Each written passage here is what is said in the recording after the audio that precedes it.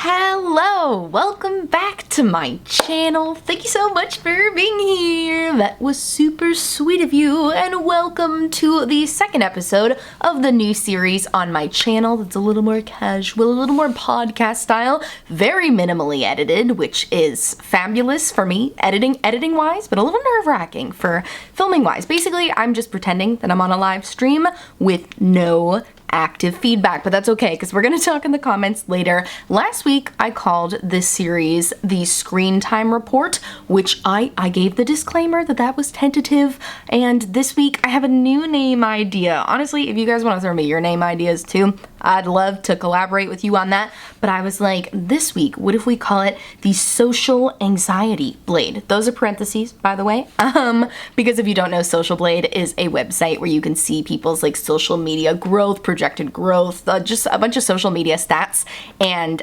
also, if you don't know, I have social anxiety, severe social anxiety, clearly, but yeah, so basically, if this is your first time tuning in, this series is where I talk about social media things that give me anxiety, and I try to talk them through with you, and I also have notes in front of me because I'm very official. But yeah, basically I think I want to change the name because I like the Screen Time Report, because like if you don't have an iPhone and you don't know, every week your phone gives you like a Screen Time Report and it tells you how much time you've spent on your phone, and like it breaks down how much time you spent on each individual app, and this is a series where I talk about social media things, but the report makes it seem like I'm reporting facts, and I'm very much reporting opinions. So this week we're calling it Social Anxiety Blade. We'll see. Give me your suggestions. Anyways, also as you can see, I already have one eye done. That's because I'm trying to give myself, you know, more time to focus. I really hope you can't hear that car backing up in the background. My street is loud today.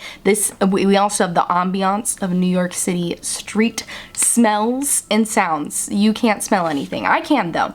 Anyway, so this week's topic, let's get right into it. This week's topic, we are going to be talking about giving and getting criticism on the internet. So I really want this, you know, whole series in general to apply to both content creators and people who are just consumers of social media. But I think no matter what the size of your social media account, whether it's private or not, we've all probably gotten some unwanted criticism or hate comments, you know? But also, I do want to just distinguish the difference between a straight up hate comment and unwarranted criticism, because I think if you get a comment of somebody just saying, you're ugly, or you suck, or you're stupid, something like that, like those comments are so mindless. Not that they're not still hurtful, because hey, being called stupid isn't fun. I've been there and it's not fun. But, you know, it's very different than someone giving an actual critique of the work, you know, in the space that we're all in, the beauty space. You know, there's a lot of criticism out there on the internet, whether it be on Reddit, whether it be on Instagram. Honestly, I don't bother with Reddit because people are mean on Reddit. I don't want to go on there. I saw that there was a Reddit group where it's called, I don't even know what it's called, and I don't even want to say what I think it's called because I don't want you to look it up because it's not good stuff on there. But basically there's a group on Reddit where people just like make fun of other people's makeup techniques, like bad makeup techniques, and I just hate that exists. Like I hate that there is an entire group of people with like many members who just post pictures of people without their consent. That's the other thing that really gets me about that Reddit group, is they post pictures that they find of people like on Instagram, or they take screen grabs from YouTube and like beauty YouTubers, and they're just like, oh my gosh, look at how bad her eyebrows look. And they did it to a friend of mine like a year ago, and she thought it was really funny. You know, she had a great attitude about it and was like, oh, I don't care. They made fun of the way she does her eyebrows, and she does like really beautiful fluffy eyebrows, and she thought it was funny, but it made me so mad because I was like, what are you even critiquing? Like, she didn't ask for your feedback. I really hate that they take people's photos without their consent too. I just think that's could be a whole nother episode. We could talk about people taking other people's photos and posting them on other social media places without their consent. But I really take issue with unwarranted criticism having to do with people's art. And when it comes to makeup is an art form. You've probably heard me say this a million times. I know I'm a broken record about this, but makeup is art, and art is subjective, you know? We could all go to an art gallery and we're not all gonna like all of the art. You know, I live in New York City. There's a lot of art galleries here. I've been to, this is coming off like such a brag, I've been to the MoMA like once and like one other art gallery. But, you know, there's a lot of art to see there, and I didn't get all of it. And that's what I like to say. I don't like to say like, oh, I didn't like all of the art. No, there's some art that I really liked, and there's some art that I just didn't get, you know, because sometimes you'll see a painting and maybe your immediate reaction is to think I don't like that. But then if you kind of muse about it a little bit, kind of sit with it for a second, really look at it, and usually you'll get to a place where you're like, I just don't think I understand this piece of art. And that's okay. You know, if the artist isn't there to explain it to you, or they don't have a little description to explain it to you, then sometimes you're just not gonna get art, and that's okay. And I think that same mindset can be applied to looking at other people's makeup. You know, they say that your initial reaction to something is how you are conditioned to respond, but then your follow-up thought after that is who you actually are. So, you know, sometimes you might be scrolling through Instagram and you see someone's makeup look and your immediate reaction is, ooh, that looks bad. But if you take a second and really think about it and like look at it, then you'll come to a place where you can say, I personally wouldn't wear that, but that does not mean that it's bad. It just means that I don't get it. I don't get that personal style. You know, like there's an eyebrow trend that goes around every once in a while. I would say it's going around right now, but I feel like this is cyclical with this eyebrow trend. But basically it's called feather brows, and what people do is they comb their brows both like up and down, like they slice it in the middle basically, and they comb half of them down and half of them up, and it makes them look like feathers. And it's not for me, but I don't think that it's bad, you know? I have friends who've done the feather brows trend, and I look at them and I think, that looks cool. They did a good job on that. And just because I don't personally want to do the same thing on me, it doesn't mean it's bad, you know? Oh my gosh, I hope I'm not being too repetitive about this, but hey, it's podcast style. It's just kind of stream of consciousness that we're doing here. I've been thinking about this topic a lot lately because, you know, I'm an Instagram girly. I'm incredibly grateful for the growth that I have experienced on my Instagram account this last year.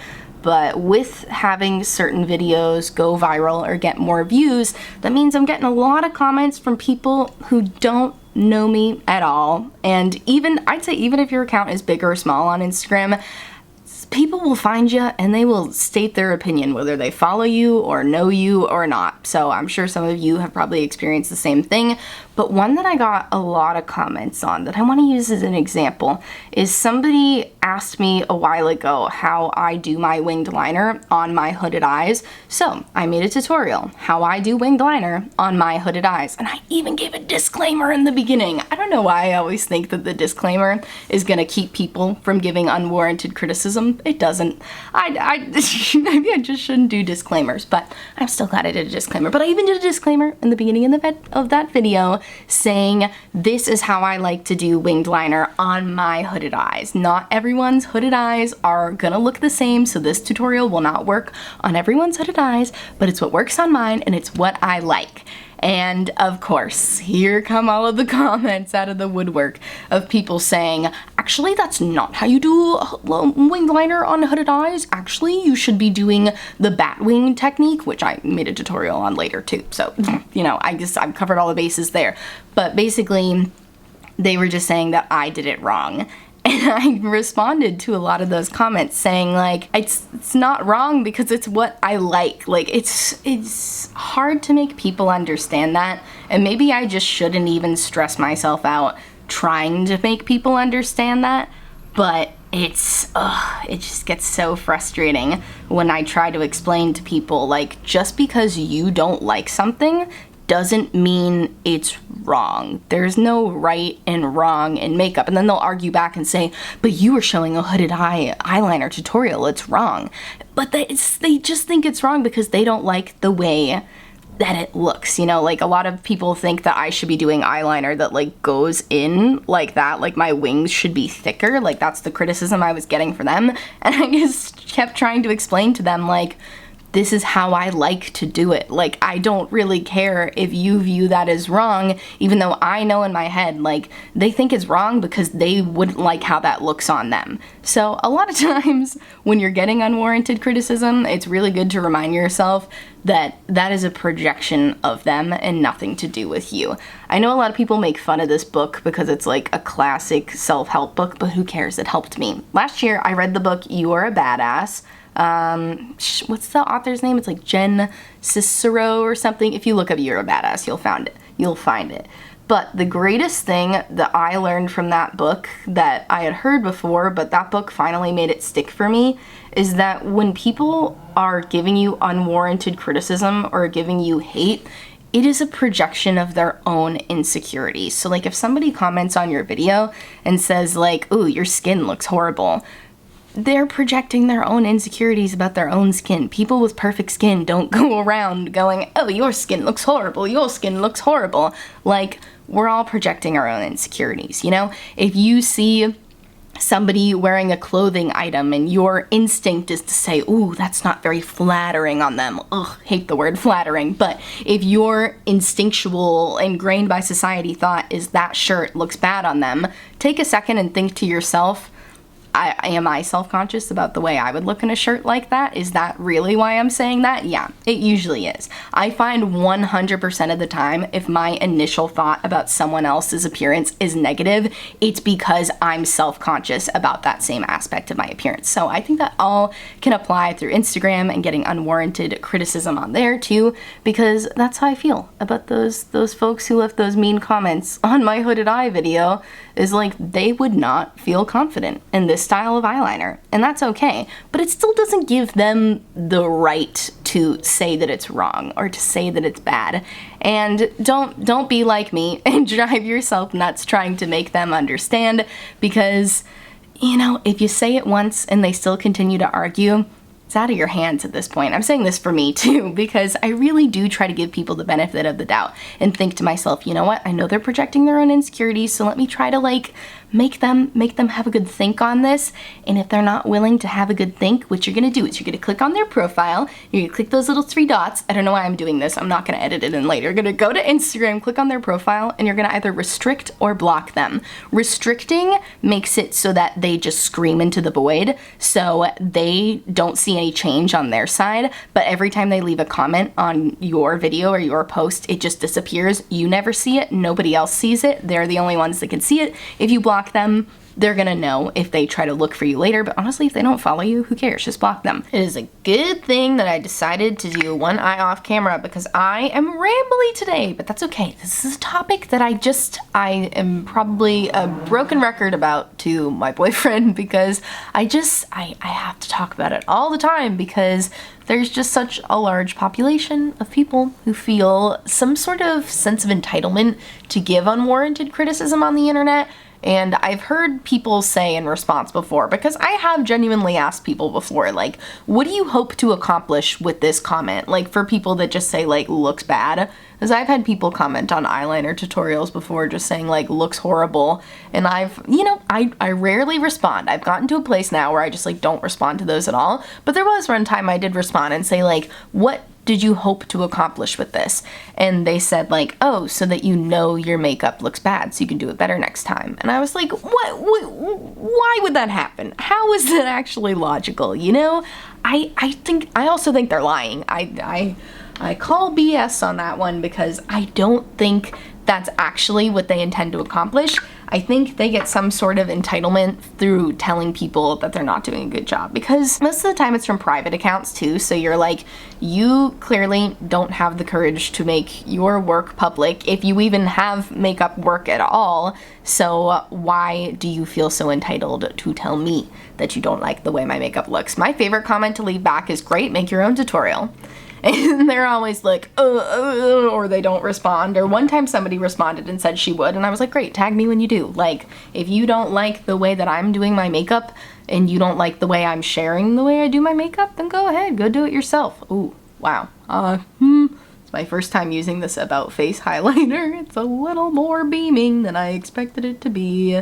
That's okay. I'm gonna put it on under my foundation. I'll have all the makeup details down below, by the way. I think I forgot to say that in the beginning of the video. But yeah, I just, you know, the INFP in me just wants to understand why people say the things they do. The highly sensitive person in me, INFP, by the way, if you don't know, I just kind of threw that out there, is a Myers-Briggs personality type. If you want to take that test online, I do think it's interesting. I think it's a little insightful. INFP is nicknamed the idealist because we are, oh my gosh, that's such a blinding highlight, because we're idealists, you know, which sounds nice. I remember I took it with a counselor and I was like, she was like, you're the idealist. And I was like, oh my gosh, yay. Like, what a cute Myers-Briggs personality type to get. And she was like, the idealist will never be happy because they will never be satisfied and they will always want better from the world. And I was like, okay, well, that doesn't sound as nice when you say it like that. But you know, then she said, like, it's good to be aware of your personality type and you can try to work with it from there. But yeah, no, she absolutely called me out. I am an idealist. Also, I told her, like, you know, I'm also a Virgo, so that seems like that's similar there too. But you know, as an idealist and as a Virgo, I do want everybody to do things in a way that is fair and to treat people with kindness, and it's not gonna happen. Not everybody is going to treat everyone else with kindness. It's unfeasible. There's too many people in the world for everybody to treat everyone with kindness, and all I can do is make sure that I am putting out nothing but kindness into the world. You know, I believe in karma. I believe in, hopefully, the Taylor Swift leading single music video, for those of you who are following that. But I really do believe in karma, and I think if you put out nothing but negative energy and hate, you're gonna get it back. And, you know, I try to still keep some level of empathy for people who do that and say, you know what? They don't know me, and that's why it's hurtful to me, because they're making assumptions about me and, you know, talking to me like I'm somebody that they know and they don't. But I also don't know them, you know, especially with these private accounts. I can't even get to know them at all, because usually when people leave hate comments, I do like to click on their accounts just because I'm curious. You know, if it's someone whose like whole account is them just like posting hateful things, then I'm like, okay, hateful person. But sometimes people's accounts will just be like pictures of them and their family and like having a good time, and I'm like, oh man, that looks like somebody I would have liked to hang out with. That's such a bummer that they said such a mean thing to me. But you know, most of the time it's private accounts, so like I cannot get to know them at all. So I try to have some level of empathy where I say, you know what, maybe they're leaving hate on my account because they're getting hate at home. You know, I don't know their home life situation. Especially, I think a lot of times the hate comments are coming from teenagers, because if they're coming to adults, mind your business and leave me alone. I don't have as much empathy for adults. I should though. I should still have empathy for adults because they could also be in a bad home life situation. So I take it back. I should have sympathy for both of them, but especially if I ever can tell that someone's a teenager, like from their profile, because sometimes teenagers put like their age in their profile, which, oh my gosh, maybe that's a good thing, maybe that's a bad thing, I don't know. It's a topic for another day. But if I ever see that they're a teenager, I usually don't even engage, because I'm like, I'm not gonna fight with the kid, you know? I've been a kid, and just because I didn't leave kids mean comments when I was a teen, I was on the receiving end of them when I was a teen, and I know it didn't feel good, and I know now that the people who bullied me online when I was a teen didn't have a great situation going on either. So, you know, like we were saying before, it's projecting your own insecurities, so just try to think of it like that.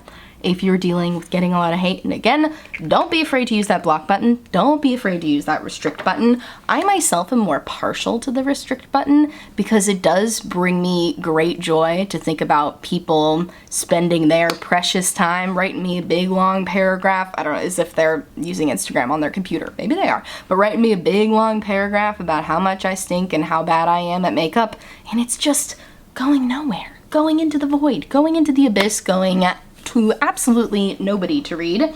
So yeah, that makes me a little happy, I'm not gonna lie. You know, I'm an empathetic person, but it does make me really happy to think about people wasting their time on my behalf. So that's my advice there. Oh my goodness, I got a few more steps left to do. Did I take any more notes? I hope that what I have said today makes sense in some sort of way. You know, I hope that it's relatable, because I really, even when my account was not at the place it is now on Instagram, I was still getting hate comments. You know, anytime you are brave enough to put yourself out there, someone who is not brave enough to do the same thing is gonna have something negative to say about that. I shouldn't say always, because, you know, sometimes I get lucky. Sometimes I have Instagram posts that have nothing but good comments on them and a bunch of spam comments saying DM to promote. You know, sometimes I do get lucky and there's no negative comments. But, you know, then a video that I feel like there's nothing to pick on will get a bunch of negative comments. And you just gotta try to be sympathetic, you know. I don't know if I mentioned before, but I'm always telling you guys little details about me. I'm like, I'm an INFP, I'm a Virgo, but I'm also a highly sensitive person, which is something that I only learned over the last couple years. I thought I was literally insane. I'm not trying to like use insane as a way to like exaggerate, you know, like saying, oh my gosh, that's so insane. No, I mean like I literally thought I was suffering a mental illness because of how upset things made me, you know. Like when I was working in the customer service field, I used to work at a coffee shop and I was the manager of that coffee shop, and customers would come in and yell at me for, you know, just classic like Karen behavior, like people just like complaining for no reason. And I would handle the situation, and even after they left, it would take me so long to calm down. I would have to go stand in the back and like do deep breathing because I just felt like I was gonna cry, even if there's nothing to cry over. I'm sure a lot of you can relate to this. I thought this was more of a unique thing, but since, you know, getting deeper into TikTok, I've realized that a lot of us cry when we are frustrated about a situation, even if we're not like actually like upset, like, oh, this made me so sad. Like, I cry when I get frustrated. So, and just, it would take me so long to wind down after these interactions. And I was like, what is wrong with me? What is wrong with me mentally that I cannot recognize that that person was just having a bad day and decided to take it out on me? And there's nothing more than that. Like, I can think that in my brain. I can know that logically in my brain, but the tears and the heartbeat are not receiving it. And then I learned that there's a good portion of us that are highly sensitive people. You know, do you also cry like 40 times a day? I shouldn't say 40. Honestly, depends on the day. I cry at least a few times a day, and not always because I'm upset. Usually not because I'm upset, usually because I see something nice. Like, what did I cry at earlier? Oh, there was something I saw that was really nice earlier. Oh, it's Taylor Swift announcing the rest of her track lists. And then explaining like some of the meanings behind the names and talking about her relationship with Joe Alwyn. That made me cry earlier. If I see, oh my gosh, there's an ASPCA commercial where this, I can't talk about it. There's an ASPCA commercial where this little girl adopts a cat and she's having trouble in school, and so they get her a cat and it helps her do better in school. And as you can see, I'm going to burst into tears because it's just such a sweet commercial. It's an ASPCA commercial for Long Island. It's beautiful. It plays during the Mets games, and I'll be like literally sitting in the corner of the couch crying, and my boyfriend's like, why are you crying? What's happening? And I'm like, it's just a really nice commercial. But anyways, if any of that stuff happens to you, there's nothing wrong with you. You're just a highly sensitive person. And I'm trying to view it more as a superpower as of late, rather than something that makes me feel like there's something wrong with me. I'm trying to view it as a superpower because I may feel things very deeply, but I think that's better than feeling nothing at all. And if you feel nothing at all, you know, that's okay too, because, you know, it's depression. That can sometimes be a symptom of depression where you feel like you feel nothing, you know. I've been there briefly, but I feel a lot more often than not.